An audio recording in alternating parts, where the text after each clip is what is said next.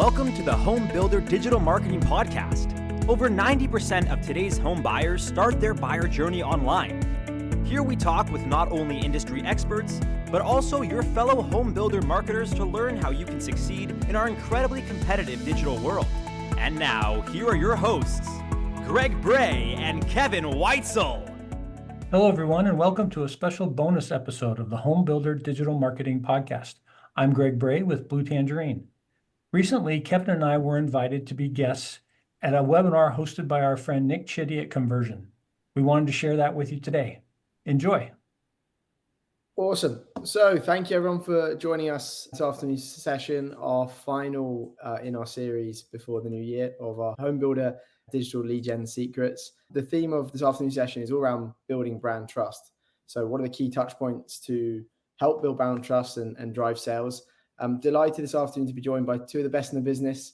We've got Greg Bray of Blue Tangerine and Kevin Weitzel of Outhouse, who both co-host the Home Builder Digital Marketing Podcast.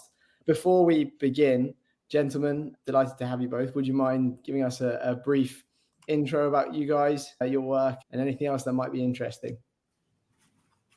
Who's first, Nick? You're first, Greg. You spoke first. All right. Hey, thanks so much for inviting me to join you today. I really appreciate that. For those who haven't met me, I am Greg. I'm with Blue Tangerine. We believe in helping builders create sales-generating websites.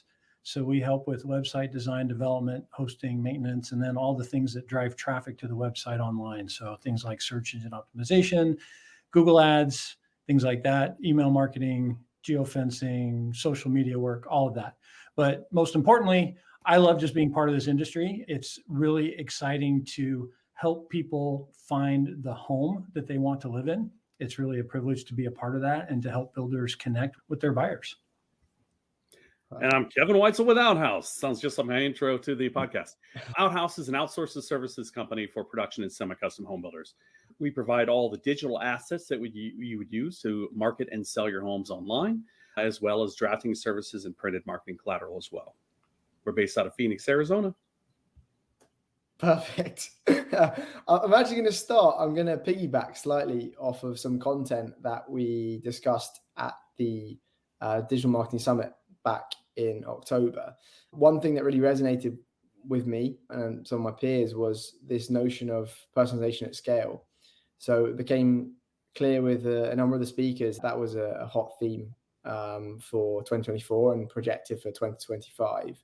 So I wanted to start opening up discussion with why do you guys believe, or do you believe at all, that personalization of the home buyer's digital experience is important?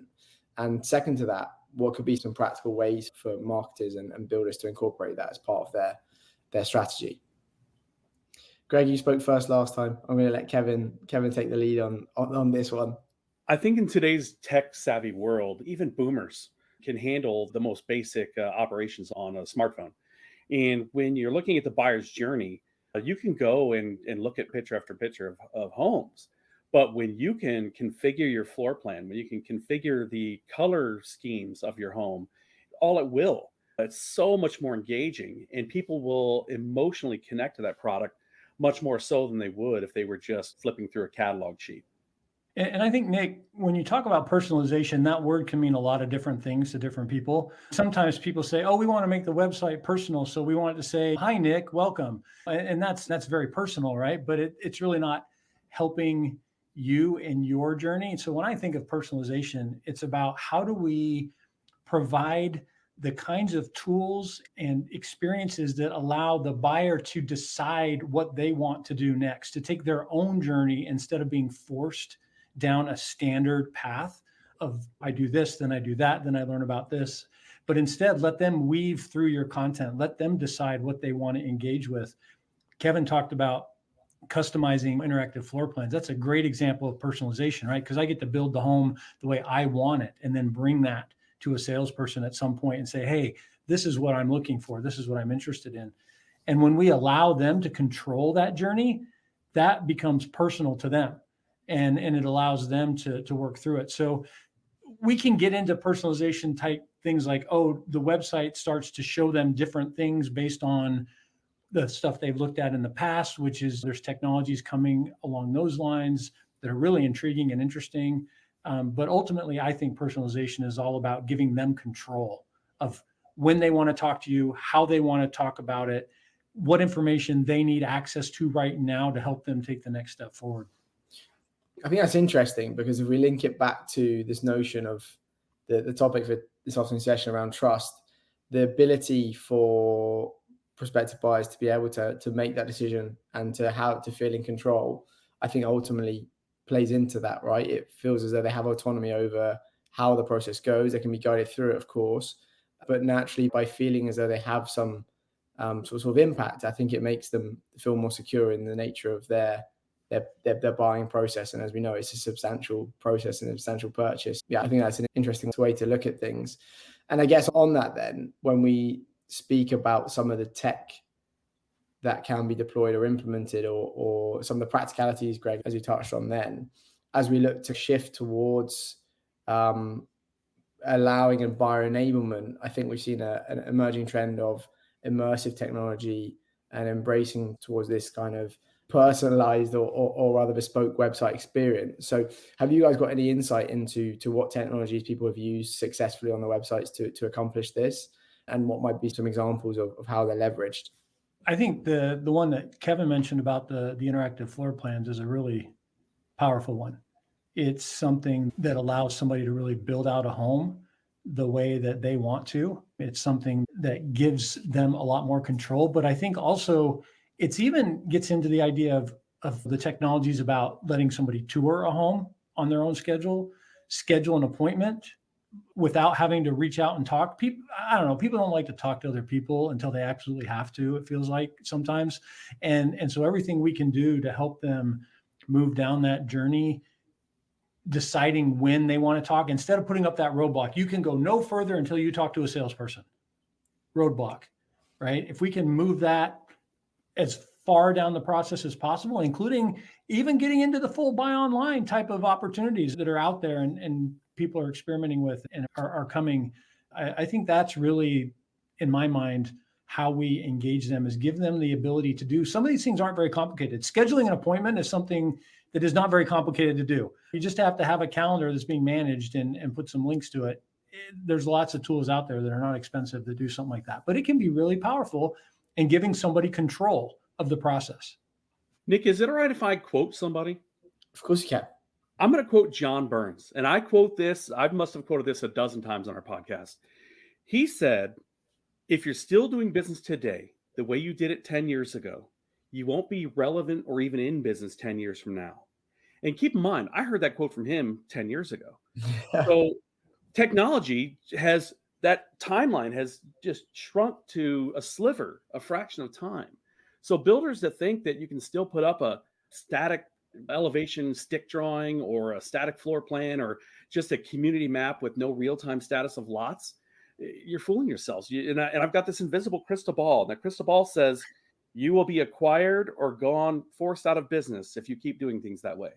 And it's true, because the buyers expect it. Home buyers expect to be able to utilize those technologies. You know, if you were going to go tour a home and you could look at an Enter Now type technology where you can literally walk through an entire home on your own without having to deal with a sales guy like me, most people would take that opportunity. So if you're not even providing that, you're literally putting up roadblocks from your clients, your potential buyers, to be able to even buy your product or even wanting to buy your product. And Nick, just to piggyback on that a little bit, we are trained by other industries, other websites, in what we expect as consumers to be out there. There was a time a few years ago where something like an online chat was really unique and new, and very few people had it except these really big e-commerce sites or something. That's become something that's pretty ubiquitous now in a lot of places, that we even start to look for it. I've got a question. Is there somewhere I can chat really quick? And start to look at that. And whether we like the technology or not in the home building industry, our buyers are being trained by everybody else on how websites should work, the kinds of response times I should expect, and those types of things. And so when we don't have that, there's a disconnect for them. We're out of date, we're out of touch, we're not accessible, whatever it is. And so I move on. I don't fight through it very often unless you've got the one home in the one spot and it's the only thing that would ever work for me. And I already know that. I don't fight through that. And you might miss out the opportunity for the conversation. To play devil's advocate then, that's all been good for larger builders. But if you were a smaller to mid-sized builder, how would you look about prioritizing some of the things you talked about there over other technologies? Where would you lead? Who would you look for in terms of market trends, and what would be that thought process? You're talking about like this idea that, oh, maybe person doesn't have the budget or can't afford some of these things or everything else. Yeah, exactly. I'm going to be honest, Nick, I think that's an excuse. For most of these technologies are just not that crazy expensive compared to what builders spend on a model home, compared to what they spend on land investments and everything else. Just the sale from one incremental home pays for an awful lot of this technology. It really does. And yeah, you can't implement all of it all at once, and you have to prioritize. I completely agree with that, because there's other implications. You don't just buy some software and magically it fixes the world for you. You have to learn how to use it and how to train people and make sure it's the right fit and all those kinds of things for your situation.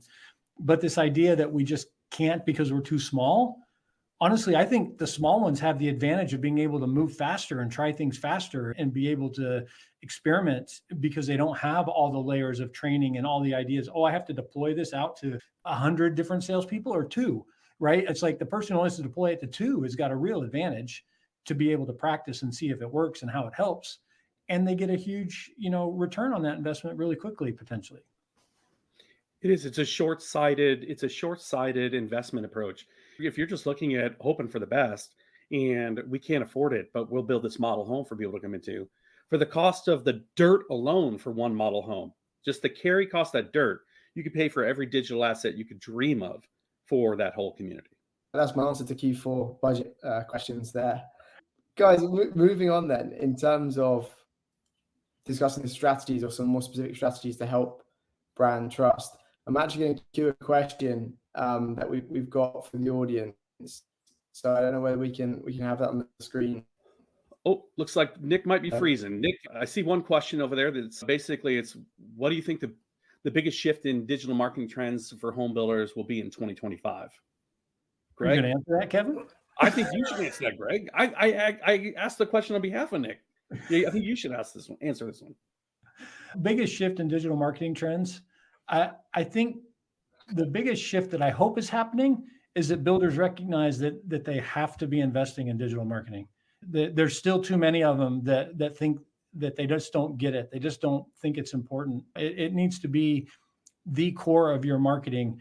Again, I know you've still got to have the marketing for the things like the signage and some of those types of things that go along with the physical locations.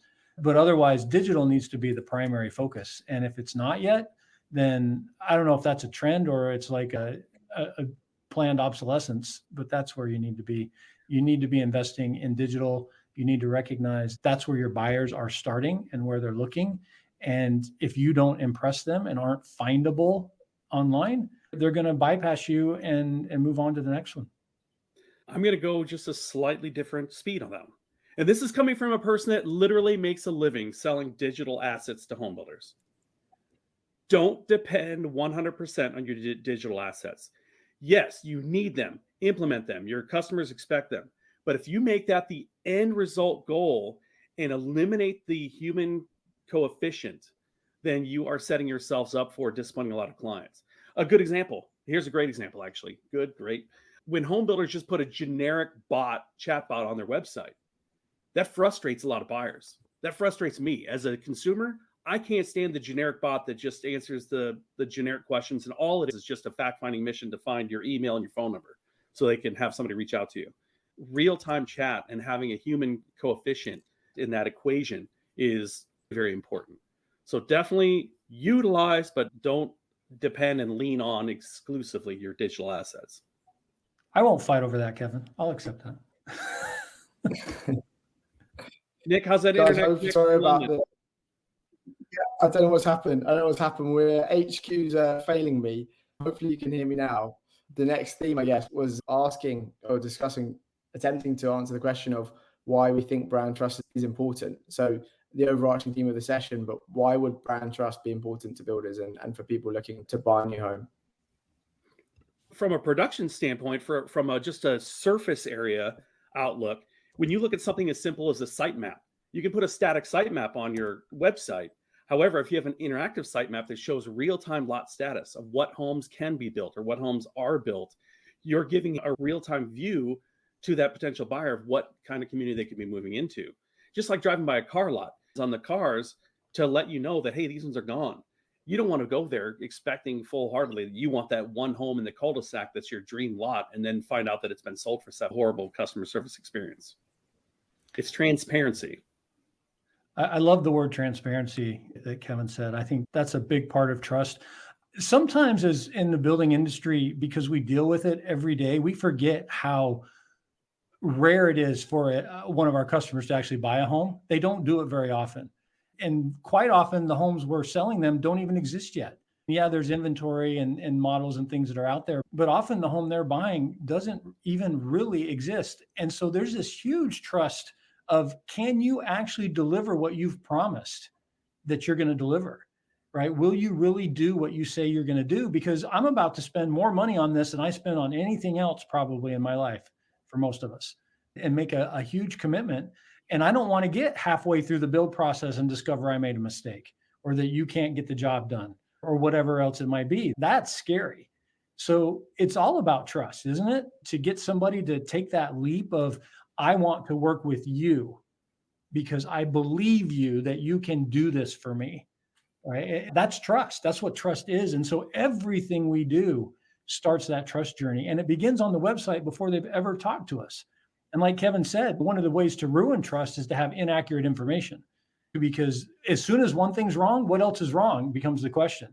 What else do I have to verify everything now because I can't believe what I'm seeing here on this website? That's a huge trust killer, in my opinion. I think that's a great point, Greg. And I like to look at things as, when we're thinking about buying a new home, there are two sides of the equation. There's firstly, why should I buy a new home to begin with? Why should I buy a completely new home as opposed to working with a broker and looking at the MLS? And the second thing is, why should I buy a new home with you guys?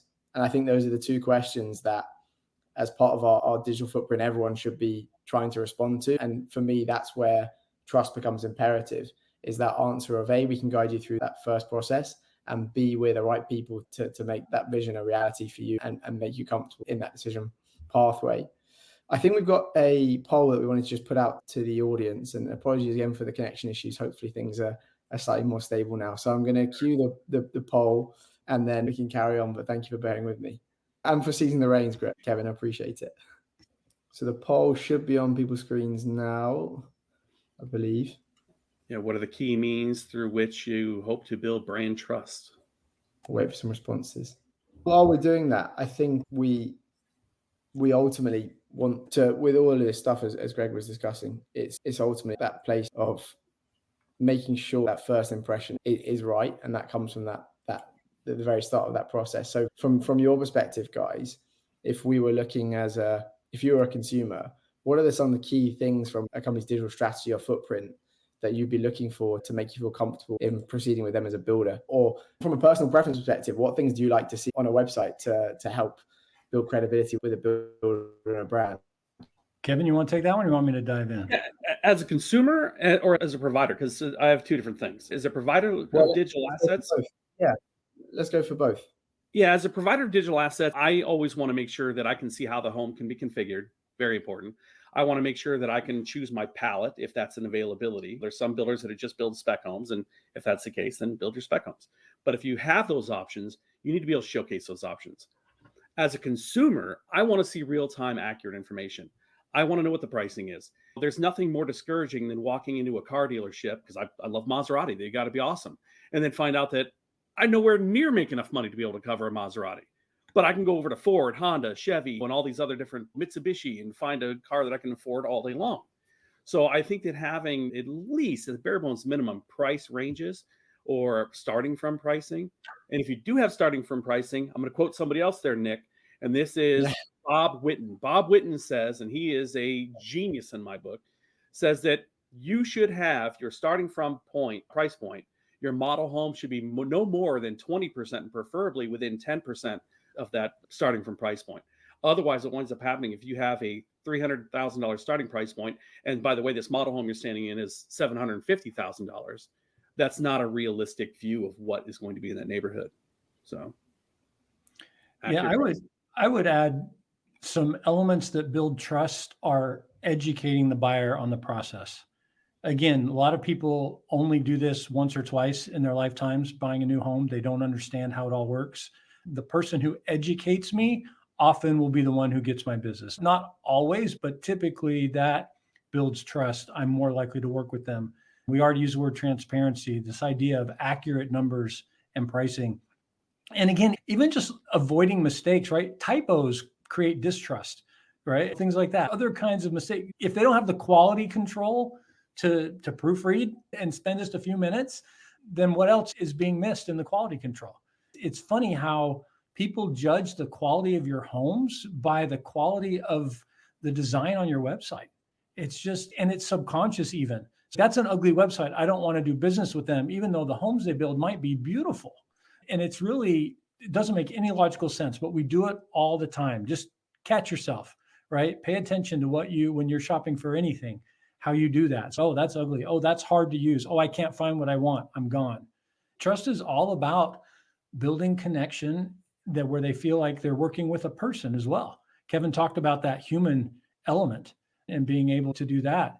And I think that is really a core part of it as well, that if they know they can work with a person, then that's going to help them feel comfortable with the company as well and get to know your people. Sorry, chaps, this has not been as smooth as the run through went, but appreciate you saving face. I think we're speaking about kind of human connection there, which is obviously a big part for us. I think we know that people are not as fond as speaking to everyone in face to face as they used to be, as you touched on at the start, Greg. I think, but ultimately it is a personal journey for people, and ultimately we believe that personal element through any form of communication is key, and responding in a timely manner. And I think we explored that in the previous session slightly with Jimmy, talking about different preferences for generational buyers. So how did Gen Z versus Gen X interact with builders, and what are their expectations? And largely, quite surprisingly, I think from their survey, it was a fair consistency in terms of their demands. It was, they want to speak to people, they want to speak to people quickly, they want those response rates, they want to be able to communicate on their own terms, and they ultimately want to be able to view things in their own way. But I guess what one theme I was interested to explore would be whether you've got any practical advice for, say, a first-time buyer in terms of building trust versus someone who's bought several homes through a lifetime and at a different stage. If there are any different strategies, again, that we can build that credibility as we discussed through our marketing initiatives to help achieve that. Nick, from my perspective, I don't think the strategy is different, but maybe the content is different. So if the strategy is educating the buyer, what you need to educate a first-time buyer about is going to be slightly different than maybe a move-up buyer or someone who's active adult this might be their third or fourth home that they've bought. The strategy is we need to educate our buyers. Then the layer down is what do they need to know? And how do we put that kind of content together to help them? First-time buyer is going to need to know more about financing and things of that nature than a cash buyer is going to need to know. So I think from that standpoint, the ability to do the interactive tools that Kevin discussed, I don't think those are limited at all to different buyers. I think everybody wants to be able to do that. I don't know, Kevin, do you see any differences in demographics between who likes those tools? The only thing I would really add to that is that I think that it's less about the differences between a first-time buyer and a seasoned buyer, and it's more about that you have to almost dissect it into three different stages. You have the attraction stage, where you're just trying to win them over and wow them with imagery and interactive tools and stuff. Then you have the during phase, and that during phase is where most first-time buyers get lost, because they don't know what the process is. They don't know what the timeline is. They don't know once you've signed the contract what your ability is to say, you know what, I can't move forward with this. Those kind of things need to be very handheld, if you will. They need to hold their hand much more in that first-time buyer's face. But then afterwards, once you've signed that contract, I think a lot of builders put wash their hands, they're done with it. And they need to follow up on that after effect too, like when the house goes to framing, when the electrical is run. Send them photographs of it. Get a connected app like a Novi Home or a Foundation or something along those lines, where they can keep track of that communication even after the sale has completed, before delivery. So I think that there's 3 different phases that builders really have to make sure that they are nurturing all 3 of those phases and not stopping at one or neglecting another. Perfect. I'm going to round off this afternoon's session with a few other quick questions as we look towards the holidays and the new year. If you were in the position of a marketer looking to make a big difference in Q1 and for 25, what would be the biggest kind of quick win that you would look to introduce to help build this kind of brand trust for builders? If there's one piece of advice you could give, again, really broad, but let's see what we've got. Here's what I've got. I've got an easy one.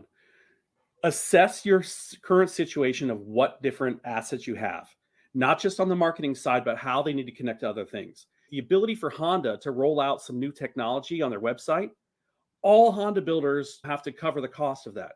We don't have that luxury in the home building industry. You know, what Carl the builder and what Dave the builder are doing are 2 completely different things, and they all have to fund them individually. So if you have to fund it individually, look at your various situation or your various assets that you have and see how you can interconnect them. Make sure that when somebody saves a lot on the back end of your ERP, that pushes dynamically to your contracting system. And make sure that when somebody saves a floor plan, not only does it go to your CRM, but that it also can communicate with your ERP. So then you can see that there is a possible takedown of that exact product line and that product offering that could be hitting production queue. So once you start tying in those different assets that you have, you become more efficient and you can shorten that timeline and make that transition much smoother for all the different aspects of your team: sales, marketing, production, operations. Yeah, Nick, I've got 35 quick wins. No, just kidding. Is the new website number 1, Greg? Yeah, but I think there's a couple of easy things that you can try to do that'll make a difference. Number 1 is, do we believe as a company that our website matters in our sales pipeline? Is it a source of leads? And I think there's some data out there from some others that track this, that over half of your sales should be coming from web leads. And so if you're not hitting those kinds of benchmarks, there's opportunity to improve. Now, exactly which piece of the whole chain needs to be improved, that requires some analysis, but acknowledging that, hey, there's room for improvement here. We can do something better. And then I think the other quick win is never assume it's always working just because it was working yesterday. You need to test this stuff. And I can't tell you the number of times where all of a sudden it's like, hey, we haven't gotten any leads this week. It's because the form got broken somehow. And it's, oh my gosh, just lost things. Or the form's being emailed to so-and-so who's on vacation, so nobody's getting those emails. Or it's being sent to someone who's no longer with the company and nobody's getting those emails. Test your stuff and make sure that, and it doesn't have to be very long, but almost like a little mystery shop, and see what people actually say when they respond to those leads. We've done some tests before where we got some weird stuff. I'm on the website asking you a question through the form on the website, and the response I got back was, look at our website, you can find the answer. And it was like, no, I was already on the website and I fill out the form on the website and I still have this question. And it was like just a total disconnect, right? There's some testing there. That does not take very long to do. But some little tweaks there can make a huge difference. And I was going to say exactly that. Maybe what occurred to me was what Kevin was, how he was breaking down that kind of journey, the pathways, and having kind of feedback, not only from people visiting the website and leaving, so they're in the form of surveys. Why didn't you convert? Why weren't we a good fit? But also those that did close. What made them feel comfortable as part of that journey, and what their preferences? What would they like to see, even if it wasn't optimized? What in the future or for others, what could have been a better way to engage, and what else might be important as part of that journey? And I think that's how we grow and ultimately develop and build on that trust. But gents, I think we've run over slightly. Thank you so much for joining us and for taking the reins in the absence of some challenges, or rather with some challenges. Where can people find you if they're interested after the webinar, gents? For me, LinkedIn or Kevin W at outhouse.net. And then if you really want fun, you can find me on Facebook too. What you find on Facebook with Kevin might be different than what you find on LinkedIn. I'm just saying. Fact. Well, me, bluetangerine.com. for sure. And again, LinkedIn as well. There's not too many Greg Brays out there. And greg@bluetangerine.com. Love to chat and see how we can help. Perfect. Thank you everyone for joining us, and we'll see you in the new year for our next session. Thank you, Nick. Thanks.